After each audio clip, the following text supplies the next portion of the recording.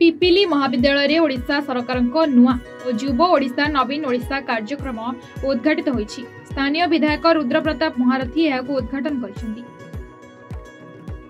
10 दिन व्यापी कॉलेज परिसर में छात्र छात्री मानक मध्य क्रीड़ा सांस्कृतिक और सामाजिक कार्यक्रम अनुष्ठित हेबो। ए उद्घाटन सभा अन्य मानक मध्य पिपिली महाविद्यालय परिचालना कमिटी अध्यक्षा डॉक्टर प्रतिभा कुमारी मिश्र, महाविद्यालय अध्यक्ष श्रीजुक्त तपन कुमार दास प्रमुख उपस्थित रही प्रतियोगी छात्र छात्री मानक उत्साहित प्रदान करथिले।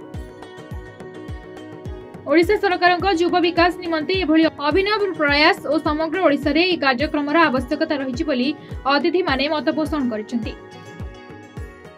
प्रथमे तो ओडिशार प्रिय मुख्यमंत्री श्रीयुक्त नवीन पट्टनायक महोदय को धन्यवाद देवी, जहाँ सहयोग रे आज सबू कॉलेज रे आज नुआ युव ओडिशा नवीन ओडिशार आनुकूल्य रे विभिन्न स्पोर्ट्स एक्टिविटीज होची, कल्चरल एक्टिविटीज होची, सोशल अवेयरनेस टू नहीं कि पिला मानक विभिन्न सुजोग मिलूची, ब्लड डोनेशन कैंप टू नहीं कि रोड सेफ्टी टू नहीं कि कल्चरल डांस कंपटीशन हो, सिंगिंग कंपटीशन हो, ड्रामा कंपटीशन हो, डिबेट कंपटीशन हो कि कबड्डी हो, खो खो हो, क्रिकेट हो, वॉलीबॉल हो कि एथलेटिक्स हो, सबू दिगरे पिला मानक छात्र छात्री मानक सुजोग मिली प्रतिभा प्रदर्शन करने एवं आगामी दिन में केमती आम अंचल आम कॉलेज आम निर्वाचन मंडली तथा सारा ओडिशा देश गर्व और गौरव आनीपारे तार गोटे सुजोग मिली। आमर प्रिय मुख्यमंत्री श्रीयुक्त नवीन पट्टनायक महोदय को आउ थे हृदय धन्यवाद दूची।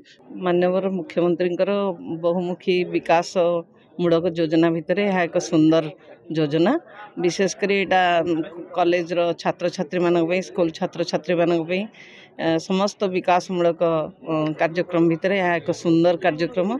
Youth is the spring of life, युव शक्ति होची राष्ट्र शक्ति, तेणु सेमानंकर किभली सबु प्रकार विकास हम से जो नुआ योजना यह निश्चित भाव में अभिनंदनीय। माननीय मुख्यमंत्री को जिते प्रशंसा कले भी कम पड़ो।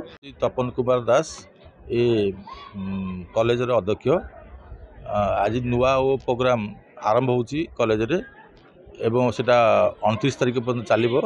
29 तारिख रे क्लोजिंग सेरेमनी अच्छी एवं माननीय मुख्यमंत्री को बाबद उच्चकोटी प्रशंसा करुँची एवं धन्यवाद दूची जे आमर यही पिला मानकर गोटे उत्तम नागरिक करने की जो प्रयास आवश्यक थिला ता ही पूर्ण करने से प्रचेषा कर माननीय मुख्यमंत्री को धन्यवाद दूची।